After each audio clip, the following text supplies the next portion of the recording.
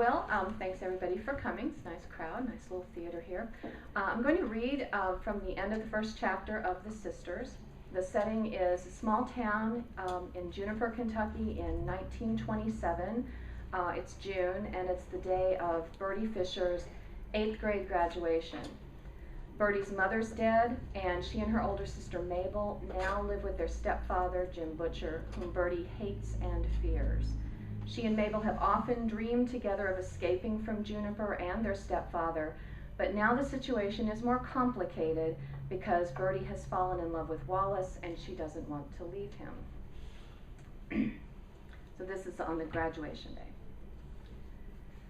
There'd never been such a crowd in the sanctuary of the Emmanuel Baptist Church, not even on Easter Sunday. Every pew was full, and the people who couldn't get seats lined the walls and clumped in the aisles. The graduates sat hip to hip in the first 2 rows. Bertie stood up again and turned around to scan the congregation, ignoring Irma Henderson, who was tugging on her wrist and telling her to sit down. "They're about to start, Bertie, please." Irma pulled harder. Bertie stayed on her feet. They had to be there, but no matter how hard she looked, forcing herself to go face by face, she couldn't see them anywhere, not Mabel or Wallace. It was possible they'd slipped in while she was sitting down, but surely they would wave from wherever they were if they saw her. Over and over she ran her gaze through every row and into every corner, but they just weren't there. At the edge of the stage, old Miss Callahan sat down at the piano and began playing the melody of "We Gather Together," while her first grade students filed into the choir loft to prepare to sing. Just the idea of gathering together made Bertie want to cry. What might she have done that would make Mabel and Wallace desert her this way?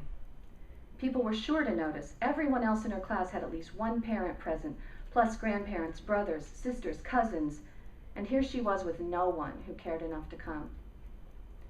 While the principal stood in the preacher's place and gave a speech about stepping off the train in Juniper as a young teacher in 1900, Bertie crumpled a handful of chiffon in her fist. She saw now how foolish the dress was, much too pale a color for her, and too like the ancient peach-colored silk that silly spinster Miss Callahan always wore when she sang at weddings. Had Mabel thought the same thing when she helped her pick it out? Had her own sister set her up to be mocked? She didn't want to believe these things about Mabel, but how could she not? Her sister couldn't be trusted. Time after time, Mabel had urged her to cooperate with Jim Butcher, and just look at the way she played up to him, speaking softly and keeping her eyes lowered, smiling from time to time, and even touching him gently now and again. This whole last week had been worse than ever, seeming almost like Mabel was inviting Butcher to court her. Not once since Monday, when she tried on the dress, had Mabel come to brush out Bertie's hair, or to sit on the bed to look through the stereopticon, or talk about school, or ask about Wallace. And what about Wallace? That same afternoon, Monday, he wasn't on the stoop waiting for her after school.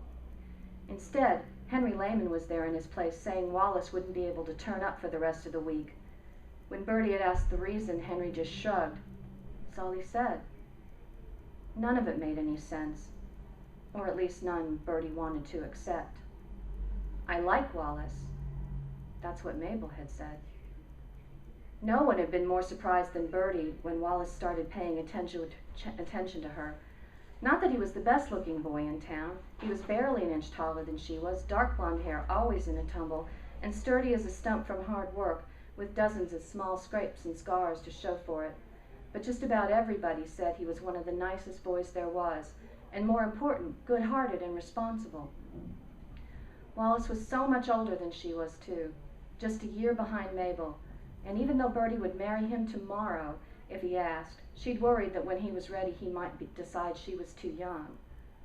Not long ago, she'd heard a couple of boys laughing behind her back, saying if a trouble thought he needed a Fisher girl enough to stand up to the trouble, that if a fella thought he needed a Fisher girl enough to stand up to the trouble that came with Jim Butcher, he'd be crazy to go for Bertie over Mabel.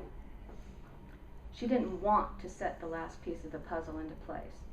It just fell in on its own. 2 days ago, knowing Wallace wasn't going to be waiting for her, Bertie had walked into town to get some thread that would match her dress, just in case a button came off or a seam broke at the last minute. Mabel was supposed to be working until 5:30 at Kendall's, but she was standing with Wallace under the awning of the hardware store, tucked as far back as they could be behind a display of wash tubs. Wallace had hold of both her hands and leaned his head close to hers. Mabel was nodding, looking nervous, but there wasn't any question they were agreeing on something. Then Wallace drew Mabel into his arms and held her, her head nestling against his neck, his hand on her hair. "What are you doing?" Bertie had called to them from her heart, the words stopping in her throat. "What are you doing?" A firm pair of hands, she never knew whose, settled on her shoulders to urge her back onto the walk and out of the street. "Bertie, what are you doing?" Irma's whisper stung her ear. "They've called your name." Irma pushed her forward, nudged her up the steps and across the stage, then grabbed her elbow to keep her from turning in the wrong direction as they stepped back onto the floor. When the ceremony was over, Bertie let Irma lead her to the church hall with the rest of the graduates.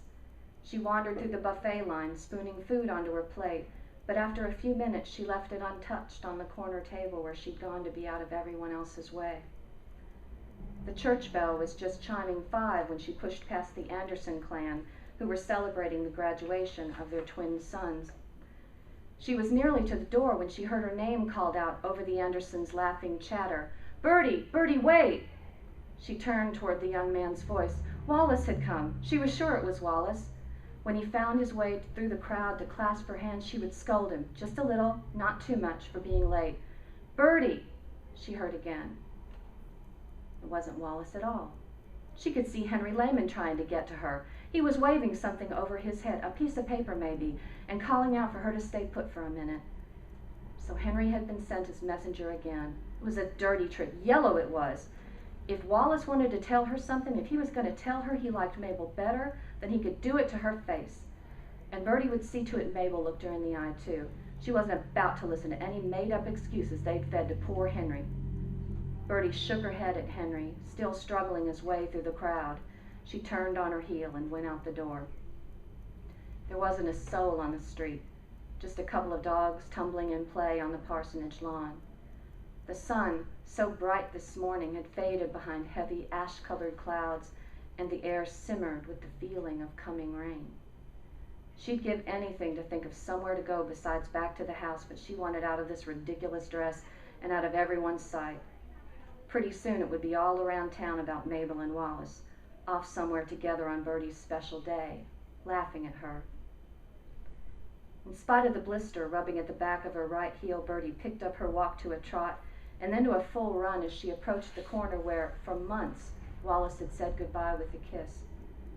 When she turned onto her road, dusty from too little spring rain, she stopped in front of the Mitchell place to catch her breath and pinched at the damp chiffon to shake it away from her body. "Bertie, come on in here." Mrs. Mitchell was standing on her porch, wiping her hands on her apron. "I'm just going home, ma'am," Bertie said, starting on her way again. Mrs. Mitchell rushed down the steps and out to the gate.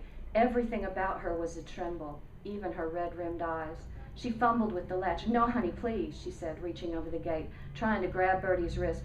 "You come in and let me give you some lemonade." Bertie protested again, said she was in a hurry, but having freed the latch, Mrs. Mitchell came out of the gate, took hold of Bertie's shoulders and steered her onto the front walk, through the house and into the kitchen. "You need to stay here for now," she said. "There's some trouble at your place, so you just wait here till it passes." What kind of trouble? No amount of questions could get Mrs. Mitchell to tell her what was going on. She wouldn't do anything but shake her head and chip off more ice to drop into Bertie's glass. But at last the woman looked out the window at the dark clouds. "I need to get those clothes off the line. You just stay here, Bertie, and pour yourself some more lemonade." This was her chance. The instant the back screen door banged behind Mrs. Mitchell, Bertie was out of her chair and pushing through the front door. It seemed like all the women on their road had been put on watch for her, calling from their porches or waving dish towels out their kitchen windows, but she ran past them. Whatever this trouble was, it must be the reason Mabel and Wallace hadn't come to the graduation.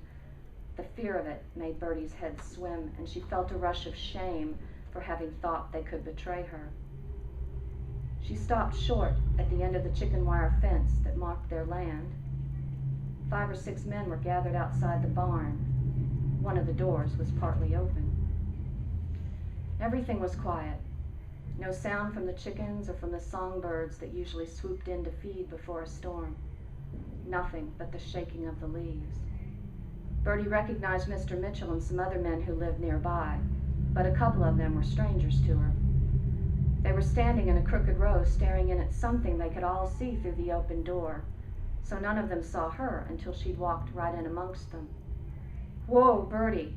Mr. Mitchell grabbed her just like his wife had done and swung her away from the barn and toward the house. "You go on, stay up on the porch. I'll take you on to my place in a minute." "What's happening?" Bertie asked. None of the men would look at her. Everything was odd. Somebody had tied the cow to the fence rail right in the place where a slat was missing so the cow could reach through to nibble at the little corn stalks, just ankle high. The plow was out in the middle of the patch Butcher had said this morning he was going to plant with more beans, but the mare was unhitched, wandering around through the cucumbers. And every now and then when the wind kicked up, Bertie could hear a muffled banging as if the back screen door had been left unhooked. Another man Bertie didn't know stepped out of the barn. Even from her place on the porch, she could make out the shape of his badge. The sheriff. He took off his hat and stopped in the yard to talk to Mr. Mitchell, looking up once or twice to glance over at her. Mr. Mitchell shook his head and walked slowly back toward the barn. The other man came toward Bertie and sat down on the top step beside her. "Bertie Fisher? That's short for Alberta." She nodded. The sheriff reached out to take her hand. She started to pull it away, then thought better of it. "I asked the men there to keep you out of the barn," he said. His hand was warm, strong, and sad. "Your stepdaddy's hanged hisself. They're just cutting him down now." "Where's my sister?" The rain started in small spatters, and the sheriff looked up for a moment as if he might read the answer in the clouds. "Looks like she's run off," he said. He reached in his pocket and held out a bit of crumpled paper to Bertie. "There's a couple empty whiskey bottles up in the loft. Neighbor said Butcher was a drinker." He looked at her for confirmation he obviously didn't need. "Found this right near him," he said, nodding toward the note. "I figure he had it in his hand when he swung off and then dropped it when—" Bertie took the paper from the sheriff and smoothed it open on her knee. Just 4 words, not addressed to anybody. It was Mabel's writing. "Gone away with Wallace." An M for her name, the way she signed all her notes.